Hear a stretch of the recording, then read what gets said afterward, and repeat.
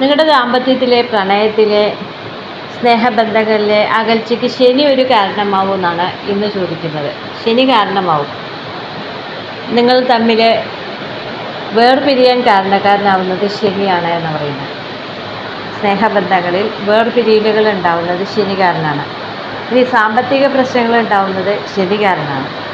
രോഗദുരിതങ്ങൾ ഉണ്ടാവുന്നത് ശനി കാരണമാണ്. വിവാഹം വൈകുന്നത് ശനി കാരണമാണ്.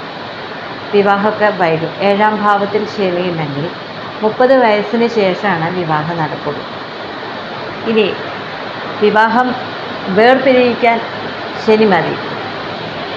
മറ്റ് ബന്ധങ്ങളിൽ താല്പര്യം തോന്നുക, പങ്കാളികൾക്കിടയിലെ ഐക്യം നഷ്ടമാവുക, കലഹം പതിവാവുക, ഇതൊക്കെ സംഭവിക്കുന്നതിൽ ശനിക്കൊരു പങ്കുണ്ട് എന്നാണ് പറയുന്നത്.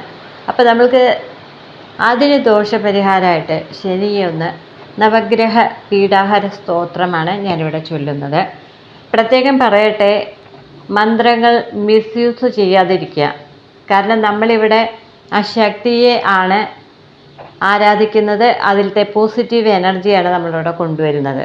അപ്പം നിങ്ങൾ ശരീരശുദ്ധിയില്ലാതെ ഞാൻ പറയുന്നത് പോലെ നോൺ വെജ് കഴിച്ചിട്ട് മെൻസസ് സമയത്ത്, ഇനി ഭാര്യ ഭർത്തൃബന്ധം ഉണ്ടായതിന് ശേഷം കുളിക്കാതെ ഒക്കെ ഈ മന്ത്രം ജപിക്കാതിരിക്കുക, കേൾക്കാതെയും ഇരിക്കുക. നിങ്ങൾ വൃത്തിയുള്ള സമയത്ത് മാത്രമേ ഈ മന്ത്രം കേൾക്കാൻ പാടുള്ളൂ.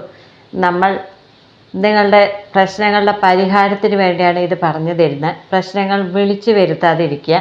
അപ്പോൾ ഭക്തിയോടുകൂടി വിശ്വാസത്തോടുകൂടി ഇത് കേട്ട് കഴിഞ്ഞാൽ തീർച്ചയായിട്ടും നിങ്ങളുടെ ഈ പ്രശ്നങ്ങളെല്ലാം, പ്രണയത്തിലെ കലഹങ്ങൾ, പ്രണയത്തിലെ പ്രശ്നങ്ങൾ, ദമ്പതികൾക്കിടയിലെ പ്രശ്നങ്ങൾ, വേർപിരിയൽ, ഇതെല്ലാം ഇല്ലാതാവും.